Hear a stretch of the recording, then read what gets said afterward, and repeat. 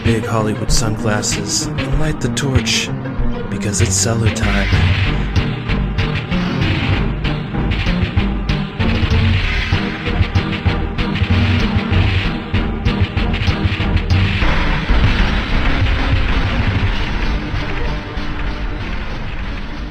Welcome to the crack cellar. As the prophecy was once foretold, I'm Two-Spirit Penguin Daniel. And I'm tired.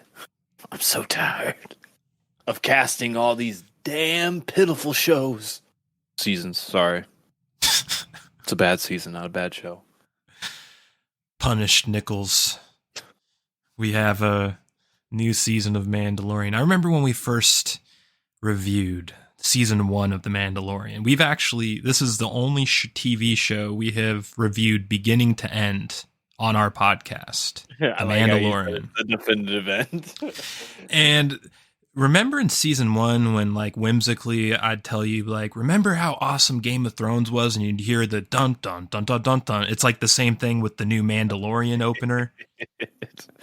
Yeah. That feeling of greatness has been replaced by dread, broadcaster. It lost its pizzazz real quick. It just felt so phoned in.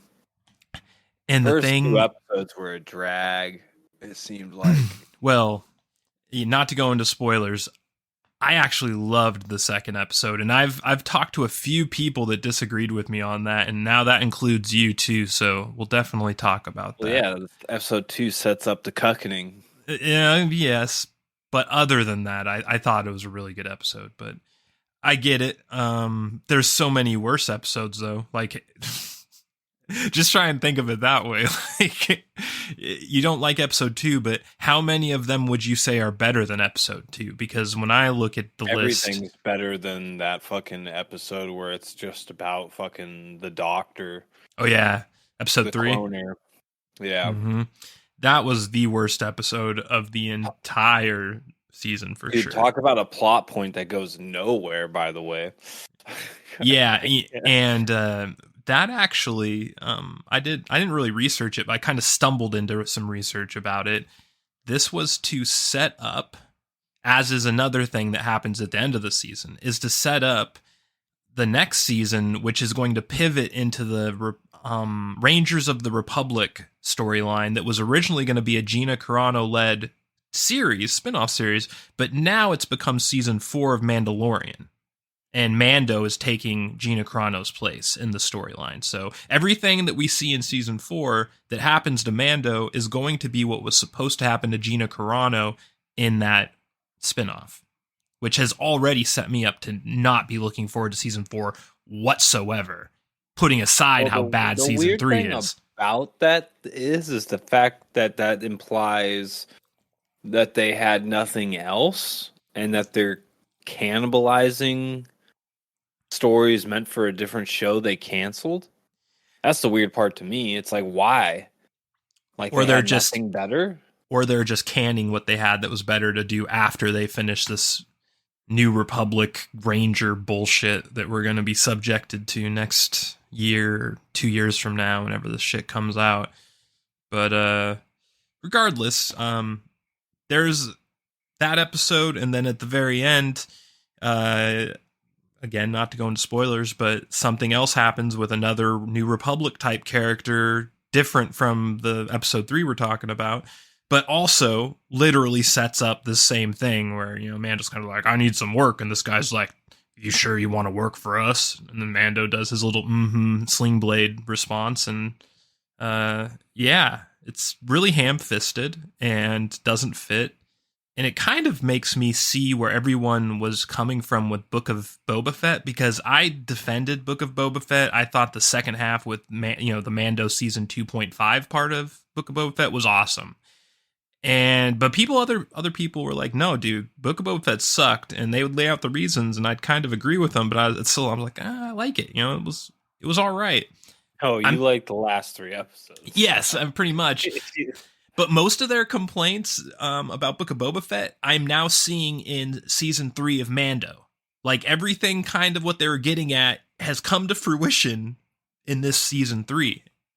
Well, yeah, clear. I mean, clearly something happened at the head because I mean, as soon as season two finished up and it was a smash success, there was like huge inner turmoil over at Disney between Jon Favreau and Kathleen Kennedy, Hmm. and then there was nothing said about it, and then all of a sudden, season three has now come and went, and it's a total wash compared to the like, and not only that, but it like went back on what season two had established so quickly. Book Hmm. of Boba Fett and season three now. So it's weird the fact that Jon Favreau's name is even tied to the series still. That's what Hmm. surprised me the most Not watching only it, seeing his name was on every episode. I was just every like, what written the by. That's yeah. the kicker. Is it's not like, oh, he's the showrunner, but he doesn't write, or It just doesn't he scream his wrote writing. every. I know he wrote Like the whole every episode, dude. Now yeah. there was a guest writer on 3, the shit episode or the shittiest episode. So that kind of explains it. Jon Favreau probably only wrote like the Mando part, and I'll bet that other writer wrote all of the other part. Because remember, like the first 10 minutes of that episode was Mando and fucking Bo Katan, but then it Yeah. hard cut to Coruscant for like the other 80% of the episode. I'm guessing Favreau wrote that first part. There's it's really weird to me. I think Favreau like has like these outlines, and then the other person he has to have another writer because the whole season felt completely different compared to the first two seasons. Just Yeah. pacing, quality of the story, and then on top of that, going the whole like just Baby Yoda still being around. You know, Grogu being around is just I don't know. It seems super weird. It is weird, and it cracks me up because I know this isn't going to be common because of how like Star Wars fans are super loyal to the property and they watch everything Star Wars even if it sucks. And I'm guilty of it too. I watch everything Star Wars even if it sucks. I'll bet there are some people that will not watch Book of Boba Fett. They're going to go from season 2 to season 3 and be like, "What the fuck happened?" Yeah, for sure. I mean, it just everything seems.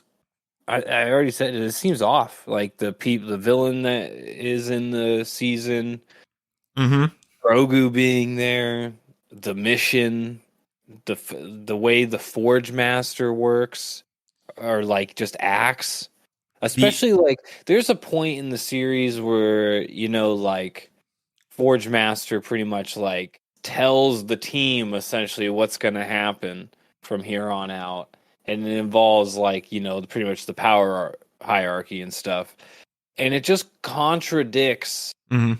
everything the Night Watch has Yep. stood for the whole like since the iteration of the series, and not only that, all the way up until that moment, to the very moment when the Forge Master actually says it, and you're like, what the fuck is going on right now?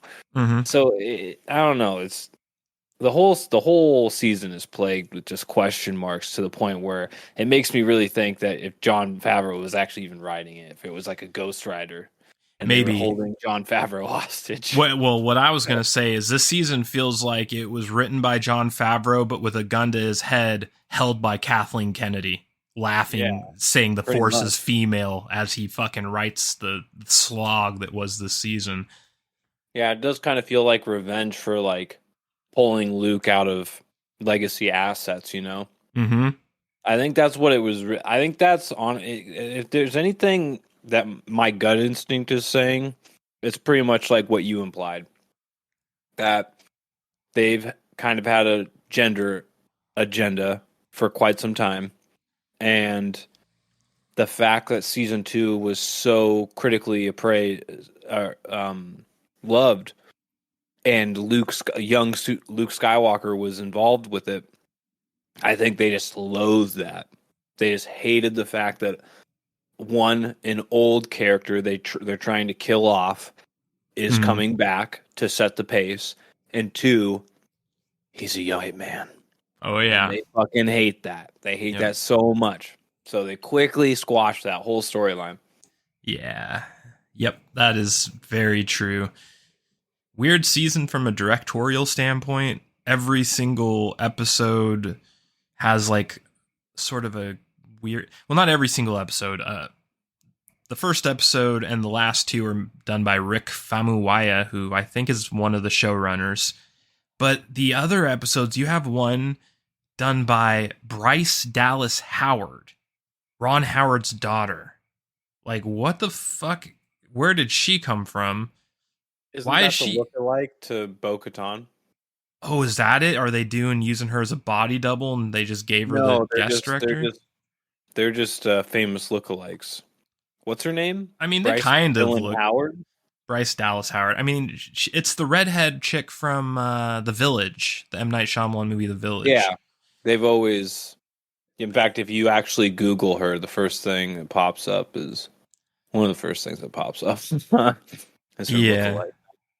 Well, I don't think it's a coincidence that she directed she directed the episode where, let's just face it, Mando cucks out multiple times in this season. I would put it at 3, but it's been a while since we watched it, so maybe I'm forgetting. This whole season was pretty much defeating Mando.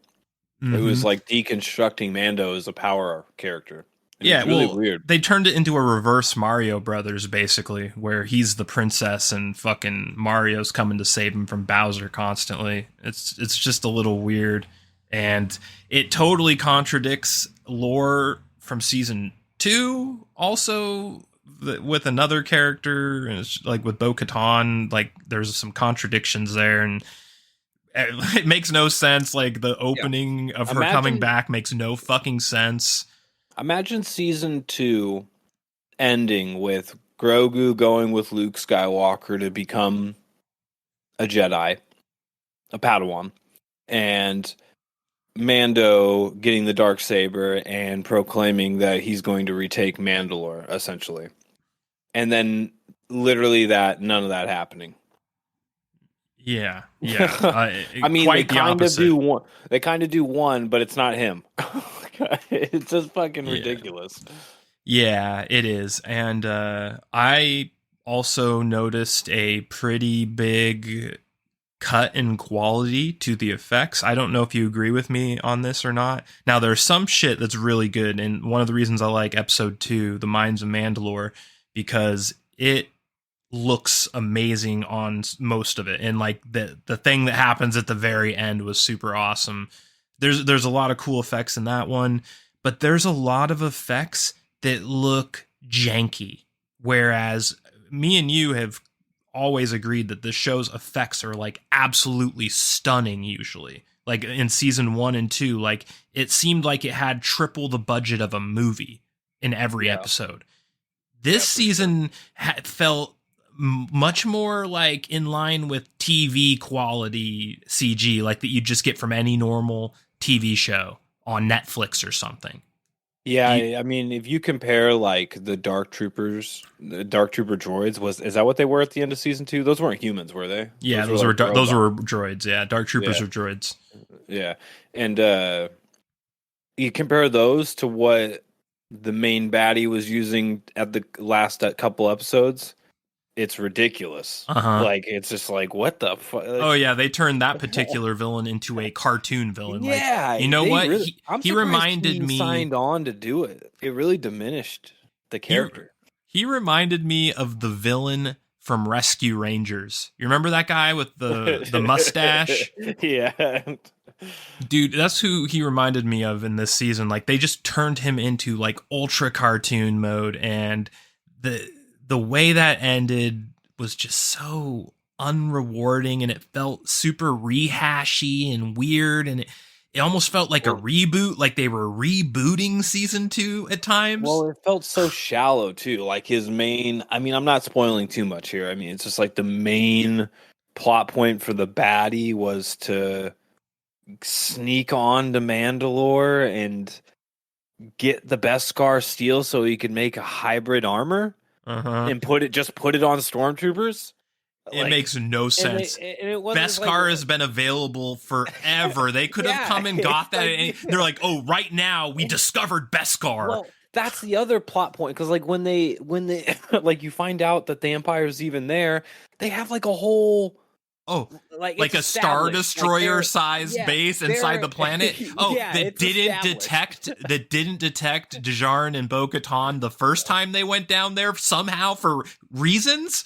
Yeah, there was a lot of plot points, but Yeah. it was just like putting all the plot points aside, like the main objective of the baddie was just it was so underwhelming and pales in comparison to what was going on with the Empire in the last previous 2 seasons. This is weird.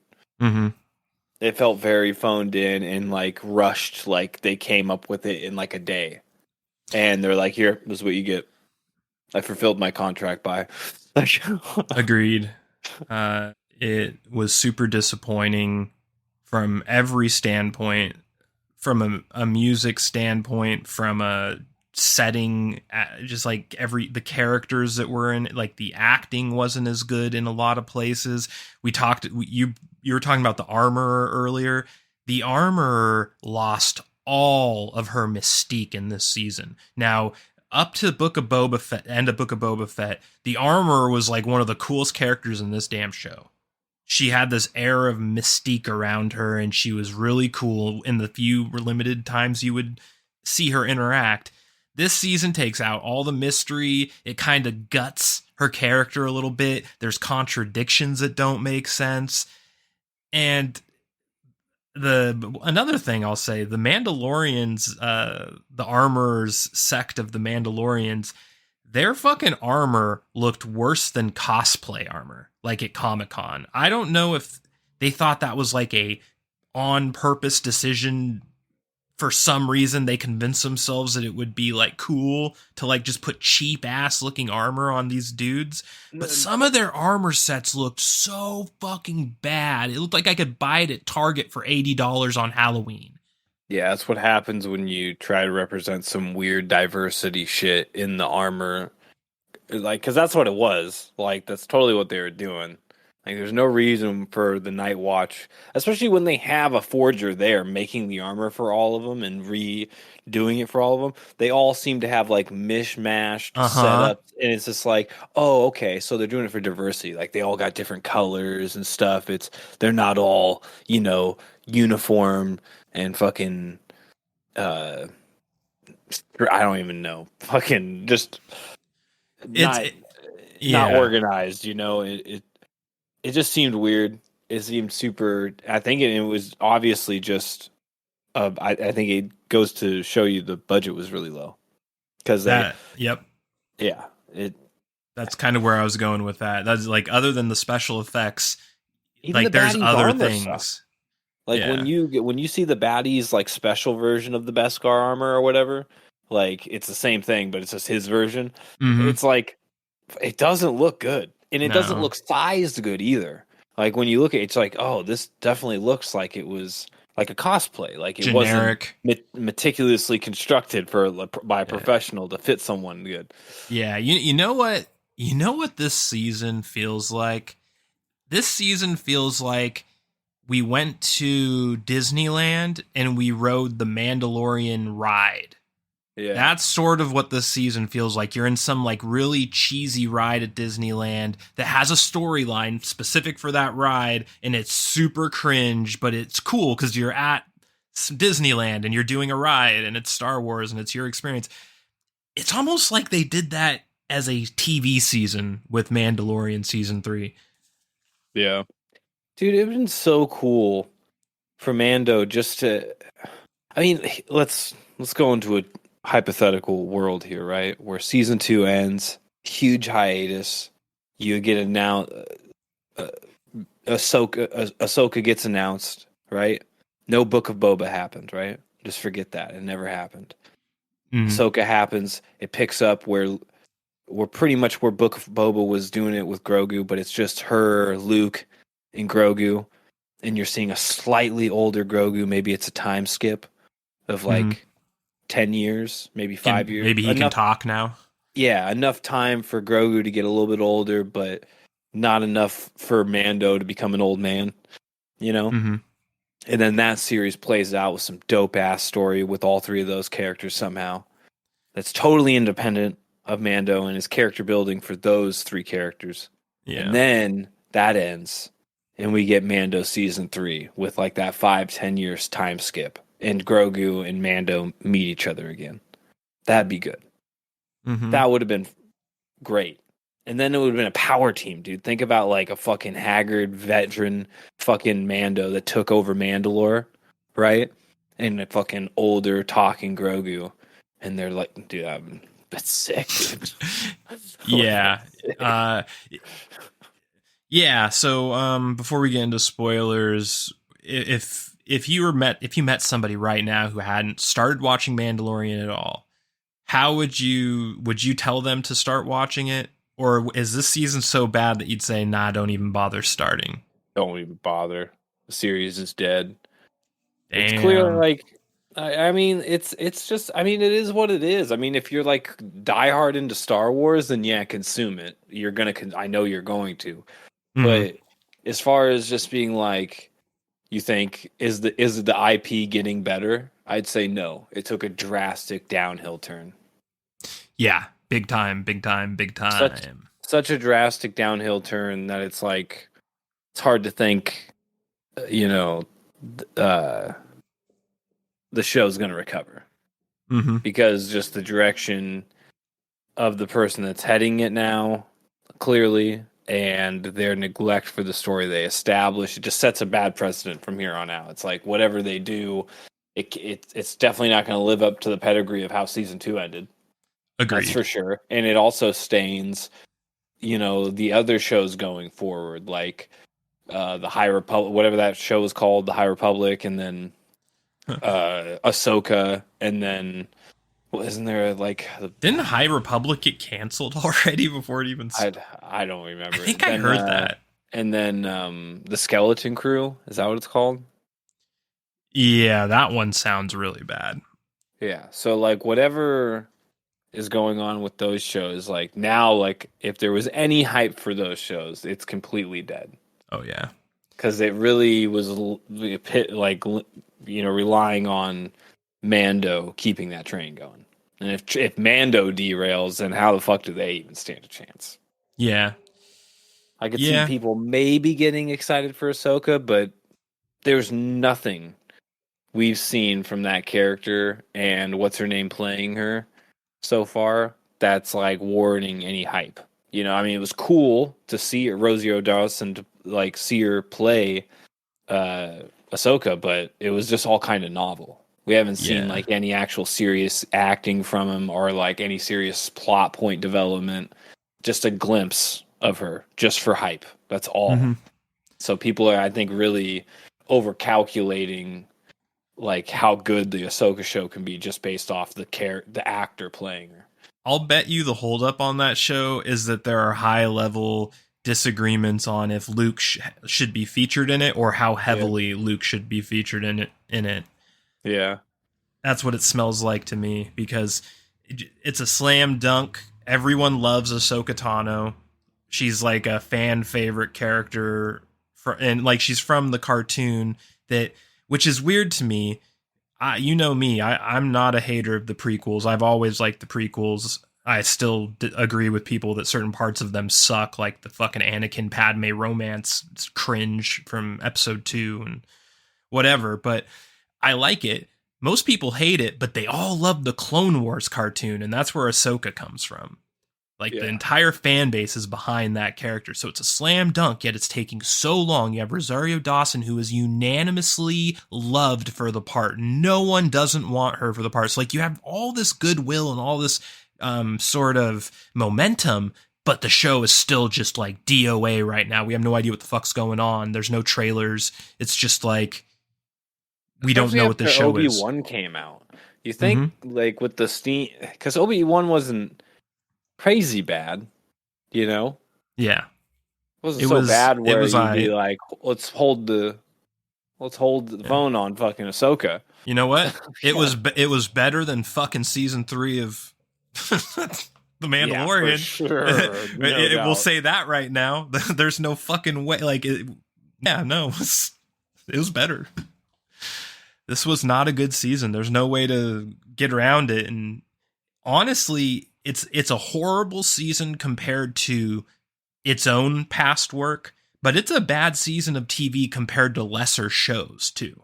Yeah. So it's kind of like a double whammy here. But anyway, I wasn't hyped for it. Like you were talking about at the beginning of the podcast, like the great Game of Thrones level hype every weekend. You know, like after the first episode, I realized it wasn't there. Like I didn't.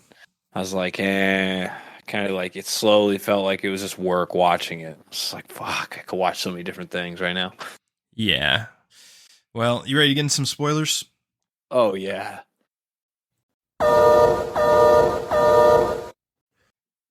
So first of all, Broadcaster, let's just start with our favorite moment from this Mando's season. black. What? Let's start with something good because there's going to be a lot of negative here. What was your favorite thing that happened in this season? My favorite thing. Your favorite event, however you want to put it, like a thing or event that happened. Whatever. It can be more abstract than that. Just like, what did you enjoy the most about this season or what happened in this season? Name something. I think visually and just like lore, like as far as character building goes, I think Grogu saving Bo-Katan and Mando at the end, just seeing him flex a little power. Because I mean, he straight up shielded them from like a whole base pretty much blowing up. Yep. So that was pretty cool to see the level of power he was capable of. That was like the first real power flex from Grogu, if you think about it. Well, since like season 1, which and I'll tell you right now, that's actually what hooked me to this show was when he force choked that beast in season 1 to save Mando. Because at that point, my brain is spinning like, is this a fucking Sith Yoda? Like a baby, like dark side Yoda that we're like I would like my eyes were full of dreams, Broadcaster Nickels. I thought the world was possible, and man, did the result become way more boring than that. Second place to that though was the fight between the split faction leader dude and Bo-Katan. I thought that was a really cool choreographed fight between two Mandalorians. That was pretty cool in just like a Star Wars point of view. I was watching that. I was like, this is sick. You don't see shit like this too often. Yeah, agreed. Fucking Mandalorians knife fighting with vibro blades, dude. Yeah. And then seeing a brother Mandalorian, I call him, on the surface of Mandalore. He just fucking... Anyways. Yeah. Yeah, those are some good choices. My least favorite thing that happened and most favorite thing that happened are both in the same episode. Can you guess what episode I'm talking about? Episode 2.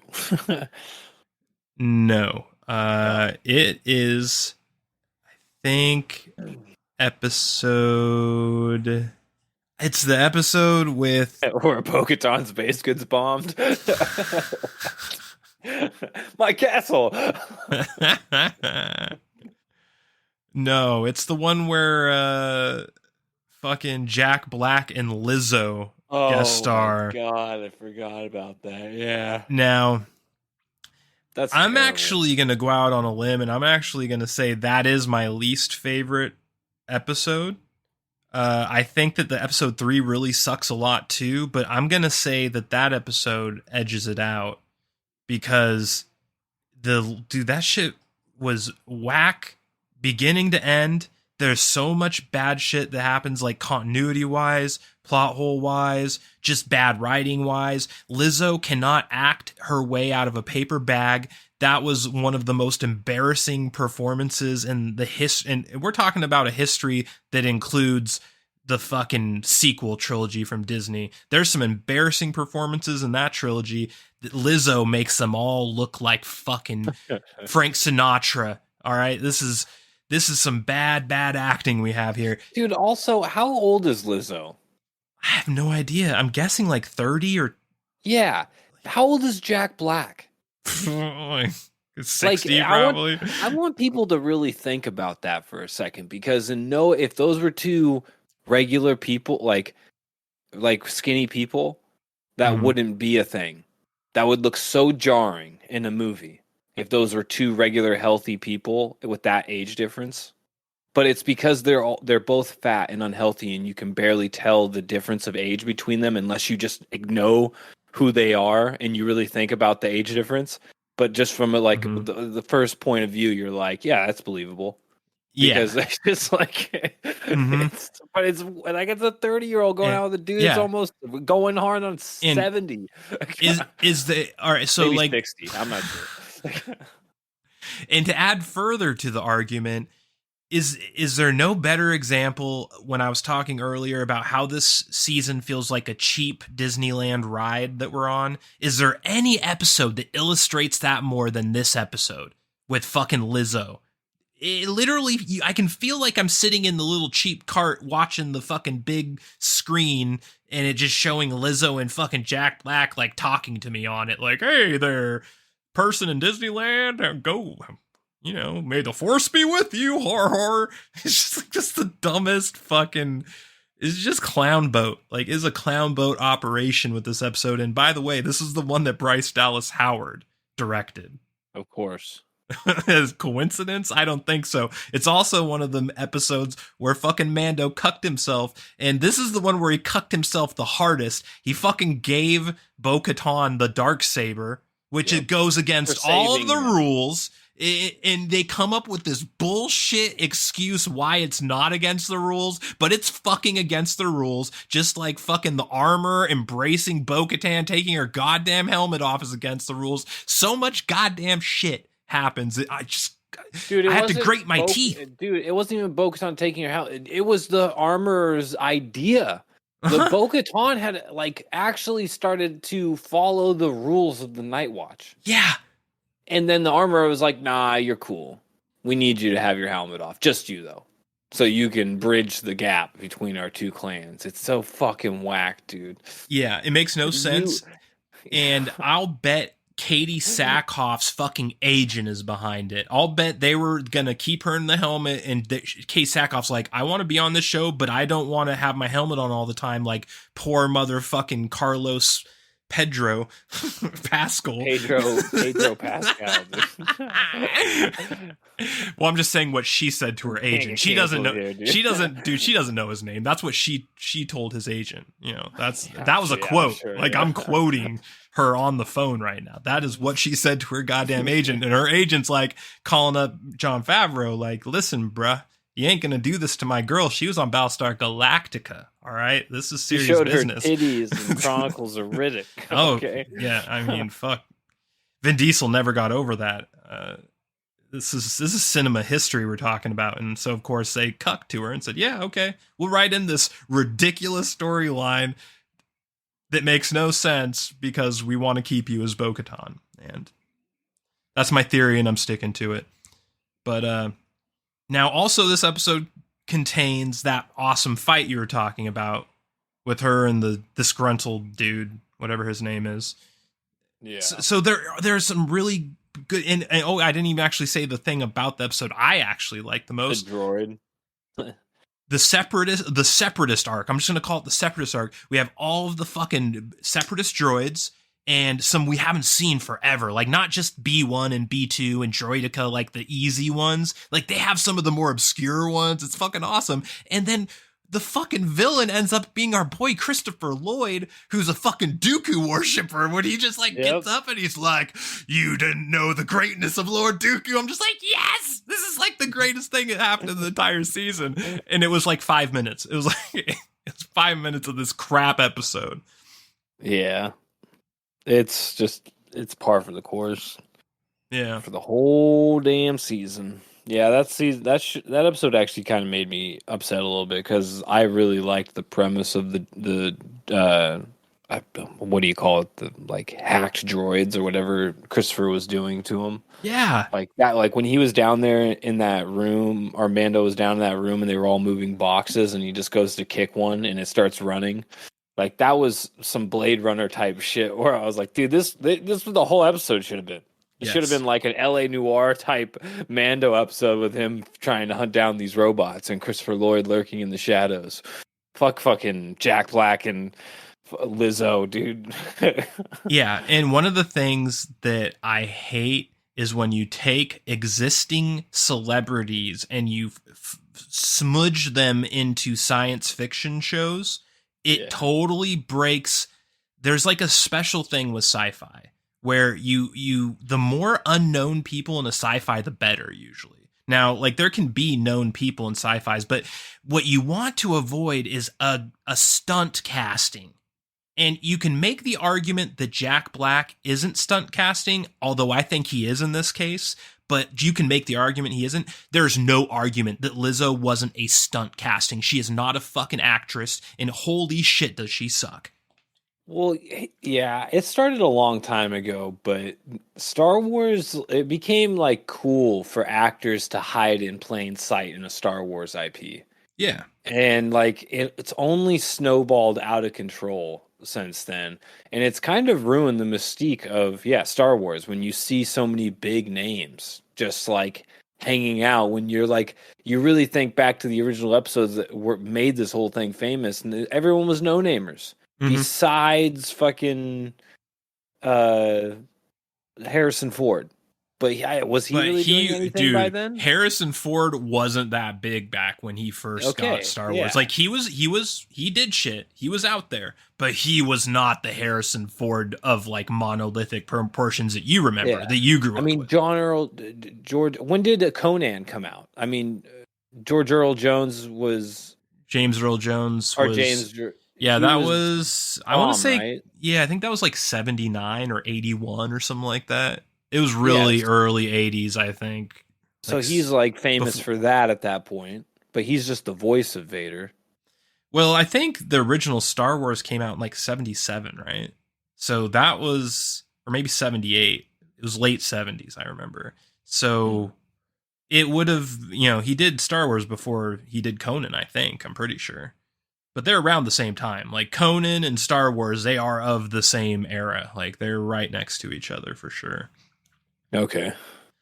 But so what was your thoughts on that episode in terms of the plot holes? Because there's something that really bothered me. I'm just wondering if you even noticed it. Like, can you think of like in that episode a plot hole that really pissed you off or stuck out to you? Like, what? That makes no sense. No, not really. Okay, well, I'm gonna throw it at you. Maybe I'm just too fucking picky. But when they first get to the Jack Black planet, all of the sudden, their ship is commandeered and brought in automatically. Okay, how in the fuck does that make sense? That technology has never existed in Star Wars before. That's the whole point of the goddamn tractor beams that they use. And now all of a sudden, this podunk planet has a technology to just take over some unknown ship and guide it in on its like. Yeah. That shit pissed me off.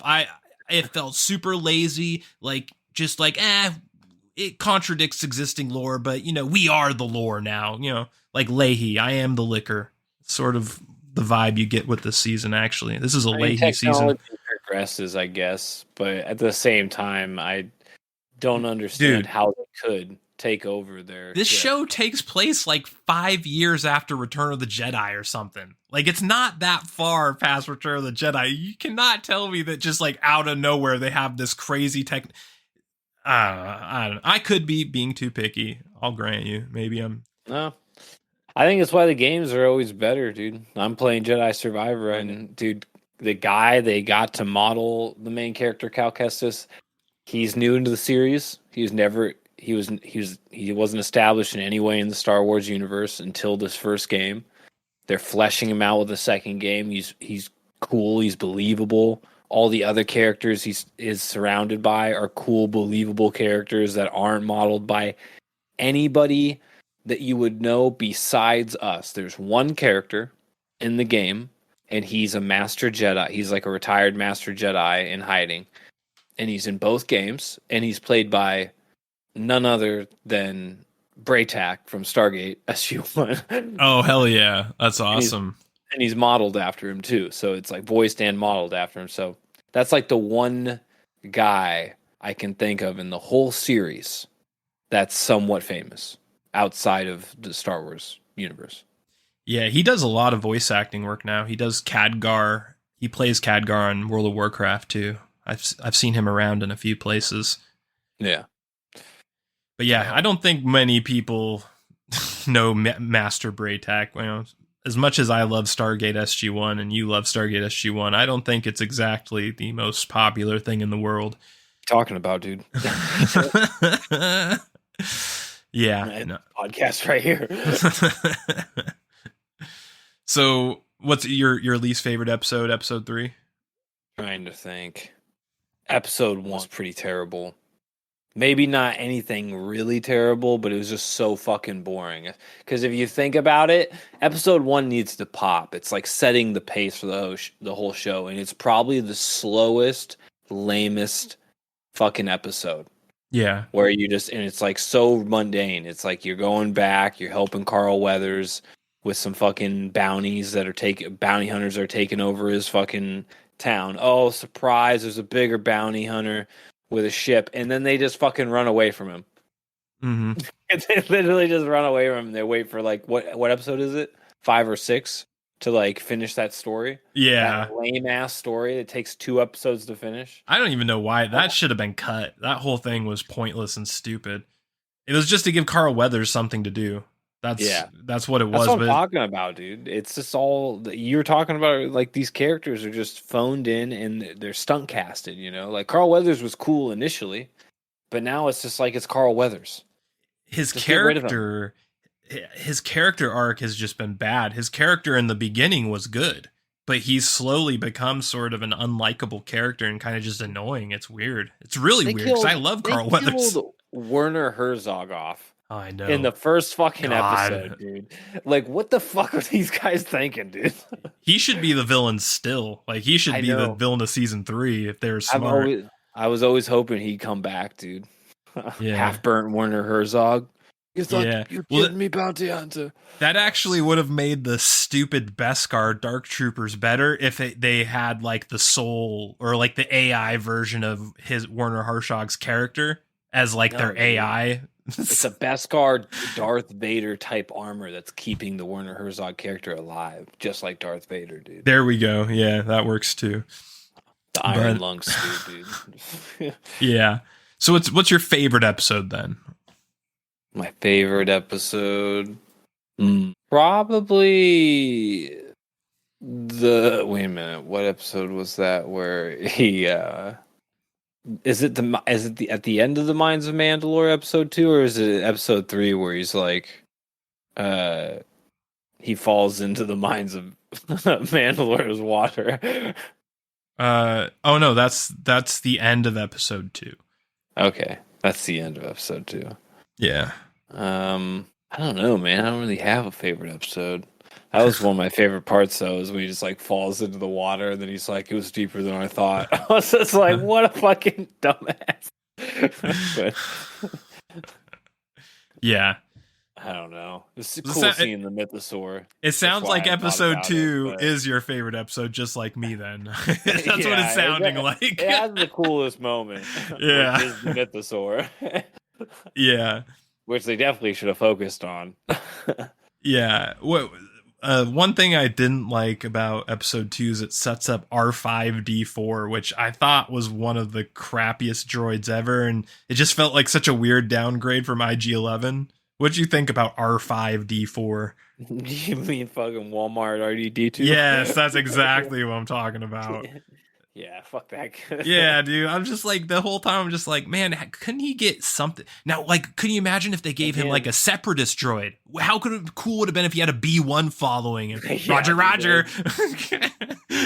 Why the fuck did we have to get that? That would have been super cool, actually, dude. Fucking get R5D4. Yeah, that was the bad part of the episode. Yeah, dude. Again, Jedi Survivor, dude. They do it so much better in the video games. He has a droid, a little like 2-legged bipedal, like with grasshopper legs droid that hops on his back. His name is BD1. It reminds me of like batteries not included type shit. Yeah. And, I played halfway through the first one, so I know the characters and everything. They have good droid designs out there. Like, it's crazy to me that they're like, yeah, we're just gonna phone it in for Mando. It's Yeah. weird. Just a quick aside, is that game open world? Like, is it as bad as I was told? Or it's like basically like a Far Cry game now? Far Cry game? Or, I mean, insert open world game here. Like, I don't know. I mean, it's definitely like open worldish. There's only like one like big planet that you do like most of your exploring and like the main chunk of it, and then there's like a whole bunch of tinier other planets that are more like linear that you just kind of go through. Yeah, I think it's a pretty dope game. Interesting. Yeah, I've been thinking about finishing the first one.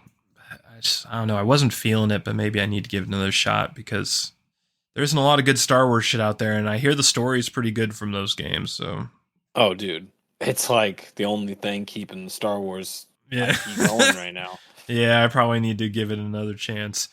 Well, back to the thing. Such a rocky launch. Back to the hole in the Titanic that's letting in water. Mandalorian season 3. What'd you think about the cyborg in episode 2? Like the enemy thing that captured Mando?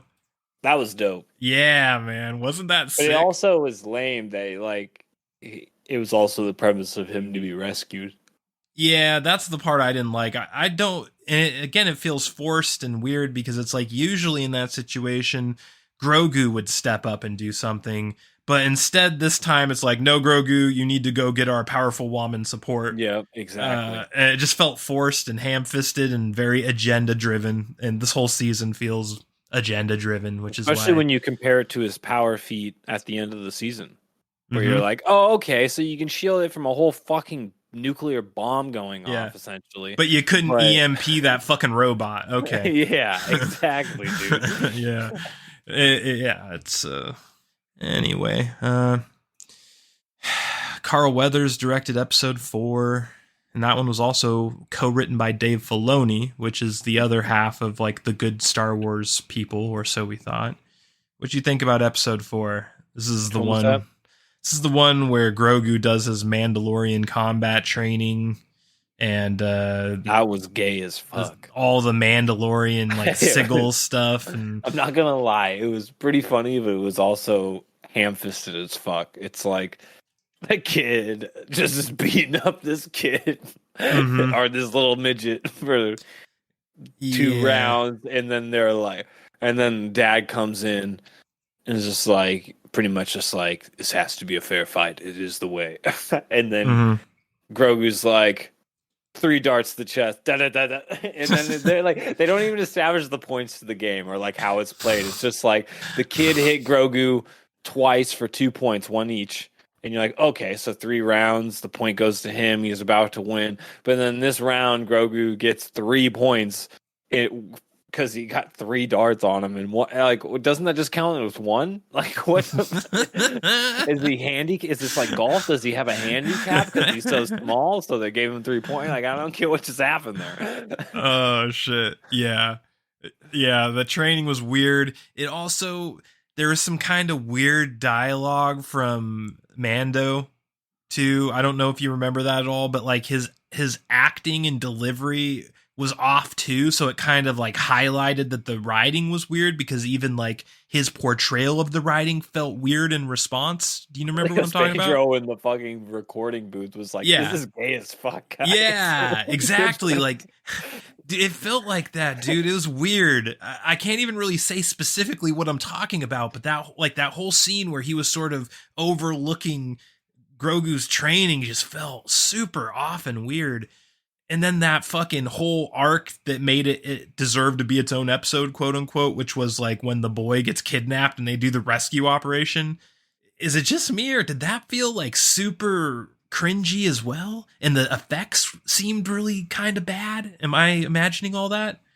Yeah. Honestly, I thought the same thing, but I was hoping the kid was going to get eaten and the dad was going to be super mad, and he was going to be like a brooding dude, and he was going to get killed by Mando and Bo-Katan, and then that was going to establish them as like the co-leaders of the group, you know? Honestly, was hoping that's where it was going to go, but of course, my 5-second thinking was better than probably what took them like a month to come up with. Yeah. Yeah, it was just a pointless, stupid, like, it felt like an episode of Happy Days, dude. It's just beneath Carl Weathers, and then you look at it, it was written by Favreau and Filoni. Like, what? I just don't believe What's going on, dude? I really don't believe it, dude. It's something doesn't smell right. Yes. Because there was so much turmoil over there. And then it was all quiet. And now things are just chill, and the writing is the worst it's ever been by fucking a mile. It's something doesn't smell right. It's like they're just using their names, and there's ghostwriters or something. Like they're like, well, we're just gonna triple your pay, and you're not gonna write it. We're gonna get somebody else to write it. And they're like, cool, yeah, that's fine. Yeah, something like that, dude. Yeah, Something maybe. Because the quality is just so much worse, dude. It can't be the same people. It's what it feels like it, man. I don't know, man, but this is like Matrix 1 to Matrix 2 territory. Something's off, dude. Great fucking comparison, Broadcaster Nickels. That is a fucking apt comparison. Matrix 1 to Matrix 2 is Mando 2 to Mando 3. They are the same jarring difference. Episode 5, The Pirate. This is where we go back to Grief Karga with the pirates, and the Mandalorians come to save Grief Karga. I actually liked this episode. I think this was the best of the episodes with the pirates. It made the Mandalorians look really cool. Like seeing them work as a squad and come down like a team of Navy SEALs and shit. All that was pretty cool. But again, this episode ends with that fucking criminally bad scene where the armorer decides Bo-Katan should take her helmet off, and that whole thing with that happens at the end of this episode. So there's no perfect episode in this show. Like there's ones that you'll like, but there's always one thing where you're just like, what the fuck? I think it's mainly because every episode does, like we were talking about, the storytelling is so bad. So like when every episode comes around, there's one little good element. It's followed by like the deconstructing of every good character, like the armorer, or like Mando, or like Grogu, or even Bo-Katan, dude. Like Bo-Katan could have been a really cool character. She was kind of like this jaded daughter of the king of Mandalore that was like had her own little rebel Mandalorian group of mercenaries for hire. Like that, dude. There's so much potential there. But they're like, nah.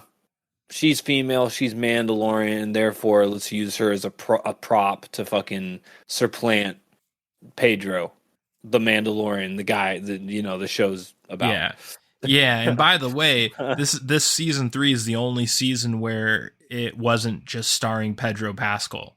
They actually added Katie Sackhoff to the starring credits. Yeah, well, for sure. It is actually no longer the Pedro Pascal show, like Jin Djarin. Like it's no longer his show. This show is actually effectively both of their shows in season 3. Now, season 4, I don't know what's going to happen. Maybe she's gone for season 4, and it's just the Rangers of the Republic bullshit with Mando guest starring as fucking what the hell was that character's name? Yeah, I don't even remember her name anymore, but like the fucking chick with the machine gun that got kicked off because she said some things that ruffled some feathers on Twitter. Oh, yeah. Gina Carano. Yeah. So it's just the season 4 is going to be weird as fuck. But we don't know if there's a B story. The B story might be fucking Katie Sackhoff on Mandalore rebuilding or some shit, which could be good, I guess, especially if the fucking shit with Mando sucks, because there's a good chance it's going to, because it wasn't meant for him. They are shoehorning him into this storyline. They should have never let that leak, by the way. The fact they let that leak is not good. I wonder how that happened, because if I would not want the public to know that. The same reason why we can't believe Jon Favreau and Dave Filoni are actually writing this shit. I think that, I think something's just not right over there at HQ. Something's weird. Yeah, I agree. I was just thinking about Timothy Olyphant playing imposter Boba in the first season. I'm just Oh like, dude, yeah, there were so many cool characters. They glanced right by, dude. dude. And like they just prop up these absolute garbage characters. Dude, the first episode of Mando season 2 was the one with the crate dragon, right? Yep. That's Yeah. literally one of the greatest episodes of the entire series, and it's just episode 1, season 2. And what compare that to episode 1, season 3? It's not even in the same like universe. Fuck same solar system or galaxy. They're not in the same universe in terms of quality. It's just amazing. That's also a great way to like use a big name, by the way. Like Timothy Oliphant, cult classic, fucking actor. People love the dude. Hid his face under Boba Fett's helmet. You clearly know it's not Boba Fett, so it's like this imposter Boba Fett the whole time. And they finally, when he takes, it doesn't take long, but he takes his helmet off and it's like Timothy Oliphant. You're like, I love this guy already. Like, you know, that's like how you do it. Yeah, he was a good character, and there are really no good characters in this season. Like we have Carl Weathers, who sucks in this season. Started out as an awesome character. Yeah, it started out great, sucks. We have Katie Sackhoff, started off okay and ended okay at best, but I'd say not great. They couldn't even leave BD11 at peace, dude. Or IG-11, yeah. IG-11, yeah. They bring IG-11 back in some weird fucking story that made no sense, and then they turned him. He started a statue, and it's just fucking weird. All the characters basically downgraded in this season. No character is better than they were in season 2 or 1. There's not a single character you can make the argument, and that includes Moff Gideon, who became the villain of Rescue Rangers. Yeah. Just like, dude, talk about the most diminishing magnitude. Like, I don't think a character got hurt more than Moff Gideon in this season. No, he's fucking done. He just turned into a loser. Yep. I mean, obviously he's dead. They clearly and that's what I don't understand either. They brought him back just to get fucking curb stomped so easily. It just doesn't make sense to me at all. And I don't know why fucking what's the guy's name? Which guy? The guy that plays Moff Gideon, I forget. Carlos Espinato. Yeah. Something like that. I can't never pronounce believe he signed up for that. I don't know if he already had it in his contract to do multiple seasons, but holy fuck. Do they not read these scripts and say yes or no? Is that not a thing? Did he not see the script before he said yes? Because he should have just said no to him, because his character would have been immortalized. Yeah. Fucking egotistical fucking... what was his... Oh, Moff. He was Moff, yeah. Yeah. A fucking egotistical Moff that's trying to, be the next Darth Vader and then just gets his ass kicked by Luke Skywalker. I mean, there's no other way to go out, and just let that stew for 5 years. Then come back in another glorious way, dude. Don't come back in some fucking dumbass fucking next season. Here's my next trick. Fucking catch me next time, Scooby-Doo. And get just whack. Agreed on all points. So, but was dope is that dude with the minigun going out right there. He's when he shut the door and he's like, "This is the way." I was like, "Yeah, dude, this is the way season 3 should just end right here." And and getting stabbed is representative of season 3. Just fucking dying right there. Yeah. So season 6 we already talked about with fucking the Lizzo planet and all that. Episode 7 is the episode where we have the Shadow Council. What do you think about the Shadow Council? With, by the way, the most diverse Shadow Council I've ever seen. Talk about this let's talk about this woke Shadow Council. Bunch of fucking losers. No one intimidating whatsoever. The most intimidating one was Moff Gideon, and Moff Gideon isn't really that intimidating per se. Carlos Espinato, looking council in the world. Carlos Espinato is intimidating in Breaking Bad as a villain in Breaking Bad way more than he is in Star Wars. In Star Wars, he's kind of cool bad guy, not scary bad guy. He's suave bad guy, not horrifying, terrifying bad guy. He's not Darth Vader. So you look at this council, and Moff Gideon being the most intimidating guy is a fucking huge red flag. And they're fucking talking, and they call a dude Hux. That wasn't Hux. They fucking I think that's his father. So you think that was Hux's father? Yeah, because they taught. The only reason I say that, because I swear I remember in one of the new trilogy movies, one of his only backstory pieces is his father was exactly in the same position he was, and he was like honoring his family, like being there. I don't remember that at all. Holy shit! I remember that story. I might be making that out of my head, but I remember that just being like some weird side story bit with his character. And then when I saw that in the council, I was like, "Oh, is this supposed to be Hux's father?" That was okay. Well, okay, that makes more sense, and I'm less mad at that now. Then, I thought they just recast him because they didn't want to pay the other Hux actor or some dumb shit. Wild. I was just like, no fucking though. way. He's like, I'm not doing that shit. Season 2, 3. He probably read the script. He's like, this sucks. What you're saying makes more sense though, because this does take place like 30 years before. Yeah, so Hux would have been a little kid or a baby, so that does make sense now. I wasn't really thinking of the time element there, but I don't remember at all that Hux's dad was supposedly in the. I must have missed that. Was that Force Awakens? He was in all 3. Well, no, I'm saying, was that the one where they had that backstory? Was it Force Awakens? I can't remember, dude. I literally watched those movies once each. Same here. All right. Well, either way, the Shadow Council I thought was a fucking total whiff. It was a total whiff, but they did mention Thrawn, which is crazy to me. It's like, I swear to God, if you guys destroy Thrawn, yep, that's what seems like it's gonna happen. So mad right now. Yeah, that's what it seems like we're gearing up for, is the fucking cuckening of Thrawn. How do they not have one Sith in that Shadow Council, dude? Yeah, it's ridiculous. Sith, well, no, not only that, but fucking in the depiction of Coruscant in Episode 3, there's no Sith at all. And it's just like, I get that there aren't supposed to be a shit ton of Sith based on lore. I understand that.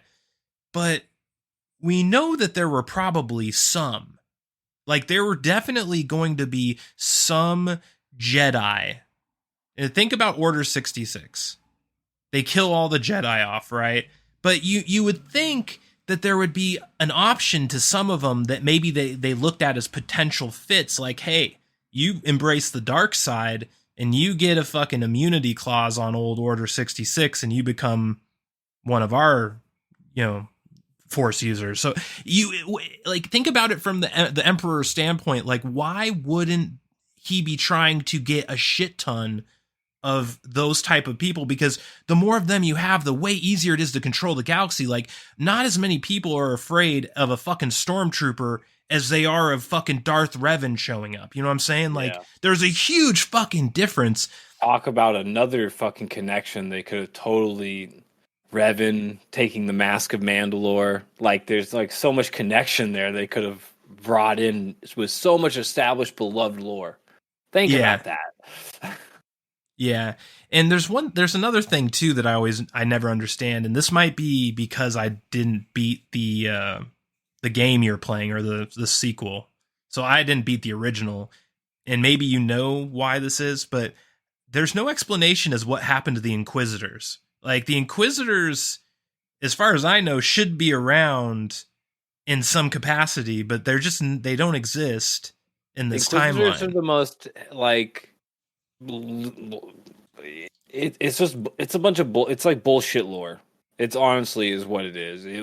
That's what it feels like. They were made up in a comic, like, I think like 10 years ago or something like that, and they've slowly just been built upon and used very loosely. And I think like there was a brother and a sister used in Clone Wars, wasn't there? That was the ones that showed up in Obi-Wan. Remember the Asian dude and his sister? Those two were in Clone Wars or Rebels, I forget. And Then there's the sisters in the first Fallen Order, and then you kill the big chick in this new one, so she's dead. She dies very quickly. It's kind of crazy how quickly she dies, but so I don't know. That whole group is just kind of, it's not as big as they want it to be. I'll just put it that way. They were always trying to like make that seem like it's a big deal, but really they've never really shown any crazy amount of power to really be worried about. Yeah, Obi-Wan depressed Obi-Wan single-handedly fooled him. Uh, redheaded Cal Kestis never gonna be fucking Cal Katarn. What's his name? Is it Cal Katarn? Katarn. Katarn. Wannabe Kyle Katarn. He fucking killed one in the first 5 minutes of a sequel game.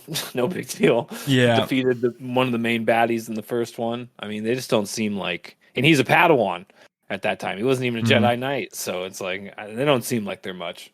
Yeah. The only thing they got going for him is they're the acolytes of Darth Vader. Yeah, I guess... I mean, maybe we're kind of bitching about a problem that isn't totally Disney's fault. Maybe it's a George Lucas thing. Because, like, honestly, I don't know really at this point who to point the blame at. Because if George Lucas really knew the storyline of the prequels as he was writing the original trilogy, like he claims, then you would think that he would see the logic in the Emperor wanting some enforcer Sith. Like, why would he want to rule the entire Empire with just Darth Vader only and not have like a fucking squadron of Sith that he can deploy to rule the galaxy? Like, the rule of two, the Sith live by. I guess so. Maybe I'm really picking at George Lucas and not Disney. I'm not really sure anymore. I'm just confused. Mandalorian season 3 has confused me. Well, it's just convoluted. I mean, George Lucas made the core lore. Then there's the expanded universe that the books made. And then people made comic books and video games that expanded on that expanded lore. And now Disney owns Star Wars, and they have nothing to do with any of that. And they've hybridized everything into their own main storyline. And that's why it's all glued together. That's why all these fucking archetypes and characters just feel so shallow and empty, because there's no substance behind any of it. It's why fucking in season 3, you're thinking, man, on paper, Mandalorian and fucking Mandalorian friends are going to go retake Mandalore. Like, that sounds sick. Sign me up. And then it just turns into fucking the cuckening of the main character and the return of last season's villain in a 10 times worse way. Yeah. Like, it just... Yeah. Downgrade across the board. Like, what? I mean, it's beyond phoned in. It's like they didn't even keep the people that did last season. And I guess that's what I'm really trying to say when it's not Dave Filoni and fucking Jon Favreau. It just can't be. It's so phony compared to the first 2 seasons. It's like, how is it possible that they wrote this shit? Yeah. Unless they did it on purpose. Unless it's so bad on purpose that they don't want... Maybe they're trying to get it canceled so they don't have to do a season 4. That might make sense. Yeah. So, okay, moving on to the middle of episode 7. Remember when they gave IG-12, not the new IG-11, who is basically Krang from Ninja Turtles? Yeah, I call him Gundam IG. What did you think about that? What did you think about Grogu being able to sort of talk in a very rudimentary way with it? Because I felt like it kind of ruined the potential of his future talking, like a weird cop-out. I don't know. It seemed like it was supposed to be a novelty move to like make Grogu like just more of a comedy piece, I think that's why they gave him the yes and no buttons for some comic relief type shit. Were you laughing? It. The first time, yeah. Again, when he was in the room the first time and he just keeps hitting the yes button, that was pretty funny. But that was it. It was quickly overrated, Yeah. And it also, it required them destroying the potential of IG-11 ever coming back. Mm-hmm. You know, like Yep. it just, I don't know. It just, Yep. it was a really bad move. I didn't Bad like it. moves. Didn't like it. Also didn't like the whole Bo-Katan Gideon thing where she fucking admits she surrendered to him. Like that whole little melodrama sequence was a part of That was why. that's my favorite part with Brother Mandalorian, though. That look he was giving Bo-Katan as she's saying that at the dinner table. He's like, we've been starving on this motherfucking surface for goddamn years. You're telling me this shit. Anyways. I just didn't like. I didn't like the interaction with Gideon. I don't like how all of a sudden, I don't know, like it just feels like there's a lot of unearned weight in this episode and in the sequence specifically, where it just kind of came out of nowhere and you're supposed to feel, oh, this is so heavy, but to me it just felt super cartoony and kind of lame. Yeah. Honestly, after they discovered the Empire was there, I was thinking those guys were traitors. That was my first instinct. I was just like, oh, these Mandalorians are on the surface acting like they were starving and shit. They're traitors. They're probably working for the Empire. And like then that would have all made sense, right? Because then Moff Gideon would have actually detected them coming down on the planet early because, you know, he had a whole established fucking base. Well, and then he's like, we'll infiltrate them with these old Mandalorians we captured that are fucking my people now. Someday the writers of this show will actually think of things like that, but right now we're not getting that level of storytelling. They did just last year, dude. Yeah. So we turned fucking Gideon into fucking Mandalore Hitler, basically. There's no doubt. Fucking, it's just like, okay, now we're gonna Gideon, dude.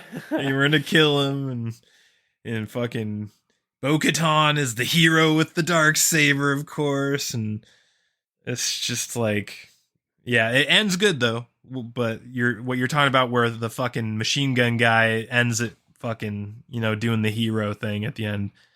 I liked that. I liked him, but yeah, because he was the only one that knew the show was going downhill. He wanted to die.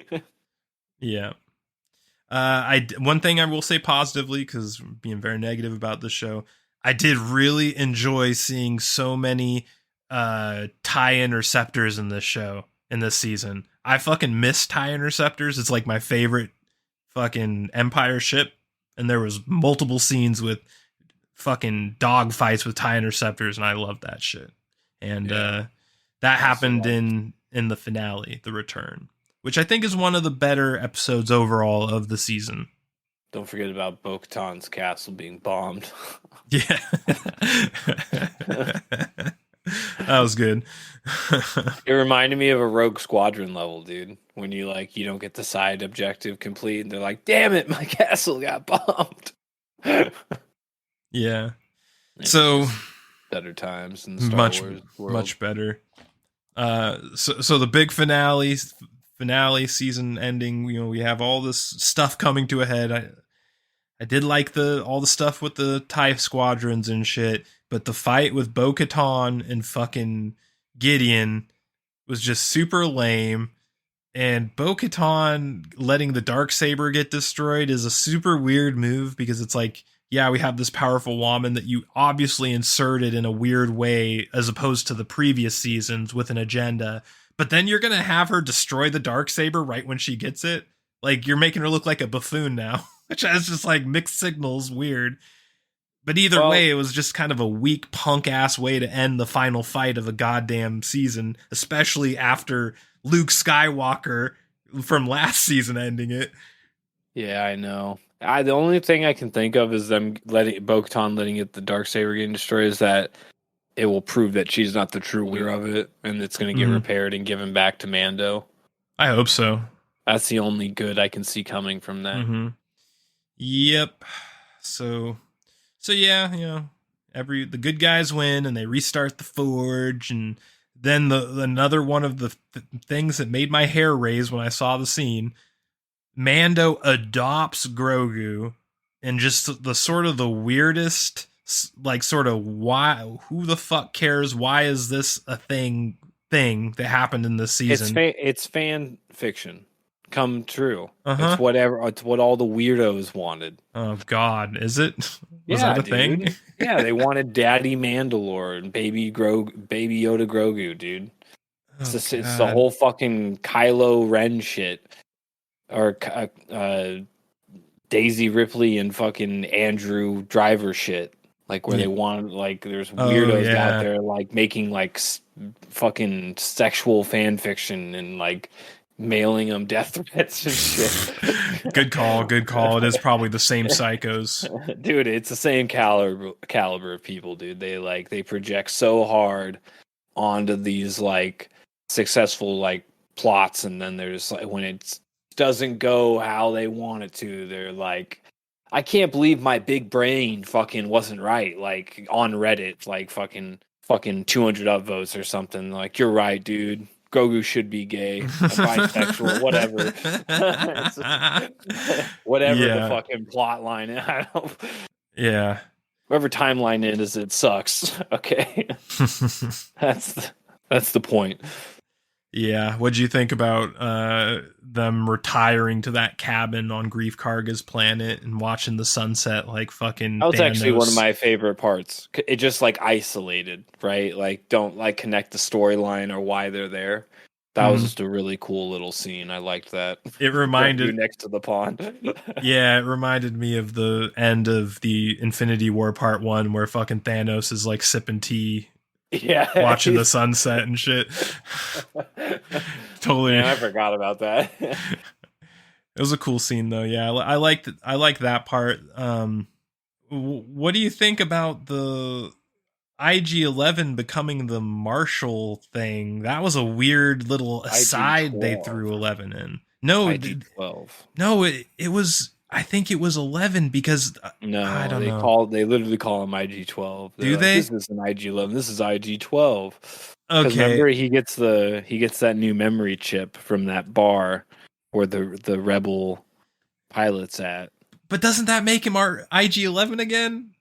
No, because it's a completely different memory process. Remember, the Jawas said that, or not the Jawas, the people that are good at working on IGs or whatever. But it's okay. His memory cortex is fried. He needs a new one, and then so replace it. And they're like, they don't exist. They're super hard to find. And then at the very end of the series or season, oh, what do you know? We found a new one. Right, but doesn't he have IG-11's memories? Is that not true? No. Now, see, that's probably where I'm confused. Plot point. That's where something can develop over time. Probably is like if they like keep him around as a character and they have half a brain to fucking develop him. That would be kind of a cool plot point to pursue. Okay. I must have just imagined that in my head as I was watching the scene. I'm not sure why, but I had like this kind of thought. It's kind of like a Pinocchio story, but for IG. You know, he wants to be a real boy. He wants to be the real IG-11. He doesn't want to be 12. Yep, there we go. All right, broadcaster. Well, I guess I want to say predictions, but we already know what's going to happen in the next season, and it's not going to be good. So I'm like, it's weird to even talk projections. But I guess let's just do projections for a B story. Do you think there will be a B story with Bo-Katan? Do you think it'll be involving the Darksaber? Or is she going to go on a quest to rebuild the Darksaber? Is that what's going to happen? I don't think it will be that hard. I think because they're restarting the Forge. Like, Mandalore's about to get kickstarted again, at least. So I think rebuilding the Darksaber is almost capable of happening off screen. And just that's gonna be lame if that coming from them. I would not be surprised if they did something like that. I'll be bummed because technically speaking, fucking Baby Yoda coming back was done off screen. If you didn't watch Book of Boba Fett, so it's super. They've kind of set a precedent where they don't really care. Like, they're like, if you didn't watch Book of Boba Fett, then you're fuck you. We don't care if you don't understand the next season of Mando now. Like, it's a weird sort of attitude to have, but it's the sort of the ambivalent overconfidence of Disney just manifesting. Like, we're too big to fail. Yeah, it's super sad too because they just like they blew their load way too fast when the whole like Timothy Oliphant's character like foreshadowing Boba Fett's armor, and then eventually the book of Boba Fett coming out. Even before we knew it sucked, like him getting his own series and getting brought back into the forefront, and then like maybe the potential of like Mando and Boba meeting up at some point. That would have been really cool to build up, but instead they literally just did it like that, and it literally sucked to the like the Boba's character sucked so bad that the introduction of Mando's character in his season fucking saved it. He was like the saving grace to the whole fucking thing. It's so sad to think about. Could have been so much hype, so much hype. Yeah, huge disappointment. But let's lay down the brass tacks here, broadcaster, because as you know, here in the Crack Cellar, we have an official patented Mr. Satan rating system in which we rate all of our reviewed products here in the Crack Cellar. Broadcaster, what do you rate Mandalorian Season 3? Dude, it's getting bedazzled, dude. Oh, shit. Elizabeth Hurley? Yeah, dude. It's getting big old pair of Elizabeth Hurleys, dude. It's just so bad. Yeah. I can't, honestly, like, I wish it didn't exist, to be honest. I wish it wasn't called Mandalorian Season 3. That's how bad it's. Yeah, it kind of should have just been called Bo-Katan, and I probably wouldn't even judge it as harshly. I mean, it would have made more sense if it was called Bo-Katan, because it really was more about her than Mando, almost. Dude, the only reason it's not, like, getting the absolute worst fucking D. Keitel, dude, the D. Keitel, is it just has a couple cool things going for it, like bringing back old school Clone Wars droids, seeing the Mythosaur, them just going to Mandalore in itself was pretty cool.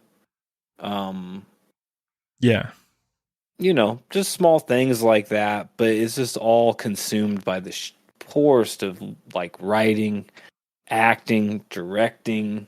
Yeah, it's unfortunate. It is, and for that reason, I'm giving it the Keitel bomb. This has got the Nego bomb, dude. This has got Little Nicky written all over it, dude. This is hit with a shovel, dude. Yeah, for sure, dude. They might as well have got Adam Sandler to guest star if they're gonna do Lizzo and fucking Jack Black.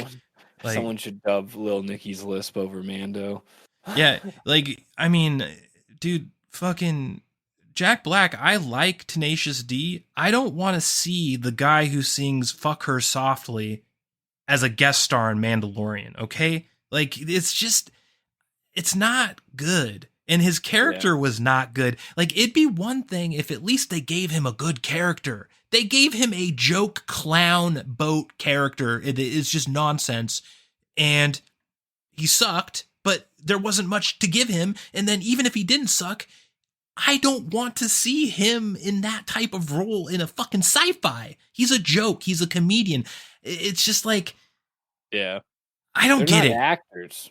That's the That's why I kept on bringing up Timothy Olyphant as actually a good example, because he's actually a fucking actor. He's great. That's exactly the type of guy I want in Mandalorian. Your Timothy Olyphants, your Christopher Lloyds. Those are good, but we do not need to get some fucking pop singer that can't act and fucking the dude from Tenacious D for a joke episode on Joke Planet, which, by the way, you also stuck the legend Christopher Lloyd on, who actually had a good storyline, but it was completely just destroyed and overshadowed by this other shit in the same episode. Man, that one line, Count Dooku, was the best. God, that one dude. Line, you're just like, why didn't this whole episode focus on this guy? Yes. And also, why couldn't have it been more involved in the overall season too while we're at it? Like, we could have made that whole plot line on that planet 3 episodes instead of 1. There was plenty of shit to cut that didn't need to be in that season at all. And you could have made it good. You could have cut Jack Black and Lizzo, and you could have fleshed this sort of separatist, like, Hunger Games style planet out a lot more. But no, every decision they made was to go the wrong direction with everything. Every aspect of this season is in the wrong direction. It's just sad. Yeah, it's there's no way the next season could be worse, but then it's like, I think it actually could be. We might have to invent a new rank for next season. The F rank. We might do a special episode if that happens. I think we just will have like a special ranking system that we whip out when something's so bad that it's below the lowest level, and let's call it the pit. The pit. We open the pit up. We're tossing it into the pit.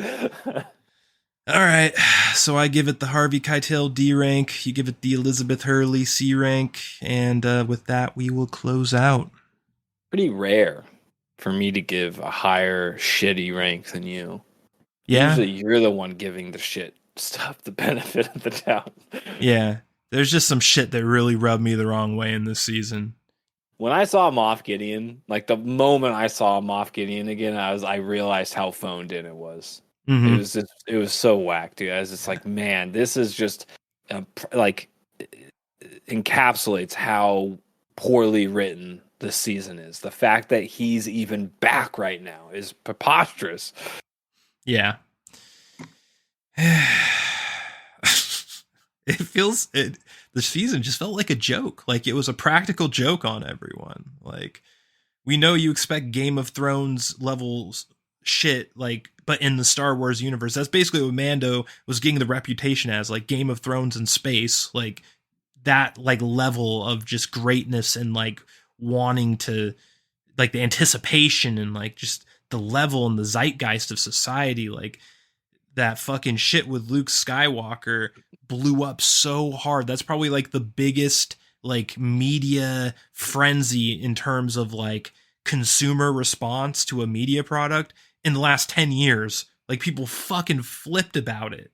And then they followed up with this where it seems on purpose bad. Like on purpose bad. And in the red herring is Jon Favreau wrote every episode, which makes no sense. It's like, it's almost like this whole thing was to get us to hate Jon Favreau, like a conspiracy for us to hate Jon Favreau. He didn't do that with the other two seasons, right? No. The other two seasons, like a whole bunch of different people were writing and directing. He wrote a bunch of it, but there were plenty of other writers. Yeah. He was just the executive producer and like the main like concept writer. He was not he wrote episodes on paper. He's like the most involved he's ever been. Yep, I know. It's I don't know how to dissect this one, like what happened here, but there's something afoot. Like you like you said a few times, there's something that doesn't pass the sniff test.